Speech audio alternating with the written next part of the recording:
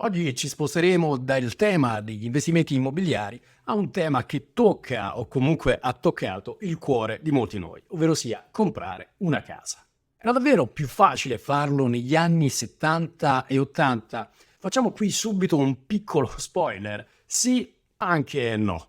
Ma soprattutto perché? Mettetevi comodi perché faremo un viaggio nel tempo con dati, grafici e un pizzico di nostalgia per chi ha vissuto quel periodo. Partiamo dagli anni 70 e 80, quando almeno i miei genitori erano giovani e tutto sembrava più semplice. L'economia tirava, il mercato del lavoro era stabile e gli stipendi reali, ovvero sia al netto dell'inflazione, erano superiori al costo della vita. Parliamo di un PIL che cresceva in media del 3-4% negli anni 70 e del 2-3% negli anni 80, secondo i dati riportati da Istat ed Eurostat. Ma ovviamente non è tutto oro quel che luccica. È importante infatti ricordare che in quegli anni, soprattutto negli anni 70, l'inflazione galoppava come mai successo in altri periodi della storia del nostro paese. Però il punto è che anche con l'inflazione il potere di acquisto di uno stipendio medio era migliore rispetto a quello di oggi. Alcune cose costavano ovviamente di più, come ad esempio la comunicazione. Ancora ricordo i costi delle chiamate interurbane, mentre altre cose costavano in proporzione di meno, come ad esempio le automobili e le case. A proposito di case, veniamo quindi al punto della questione: il rapporto tra prezzi delle case e stipendi.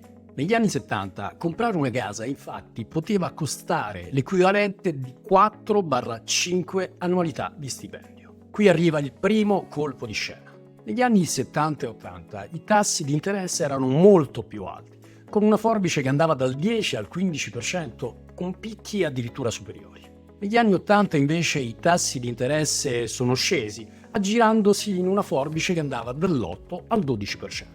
Oggi invece, attualmente, si aggirano tra il 3 e il 4%. Quindi prendere un mutuo allora significava pagare rate più alte, ma su un capitale decisamente più basso. Negli anni 70 e 80 il costo della vita era più basso.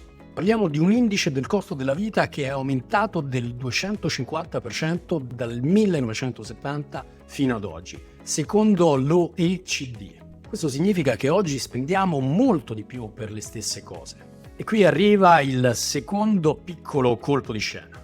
Con meno spese, le famiglie potevano risparmiare di più per comprare una casa. Non dimentichiamoci inoltre che negli anni 70 il 60% delle famiglie italiane era monoreddito. Oggi siamo scesi al 30%. Eppure a volte 2 stipendi non bastano neppure per coprire l'affitto, figuriamoci per comprare una casa. Questo è dovuto non solo ai prezzi delle case, ma anche all'aumento delle altre spese. Parlando qui di un piccolo aneddoto personale, mi ricordo sempre di come mio nonno, con un singolo stipendio da impiegato, faceva l'insegnante, riuscisse a mantenere una famiglia con 5 figli. Eccoci alla fine di questo piccolo viaggio nel tempo. Comprare una casa negli anni 70 e 80 era quindi davvero più facile? Sì, quantomeno per molti aspetti. Il potere di acquisto era superiore. I prezzi delle case erano più accessibili in relazione agli stipendi e il costo della vita era più contenuto. Tuttavia i tassi di interesse erano più elevati e anche questo costituiva una sfida, seppur diversa, da un punto di vista finanziario.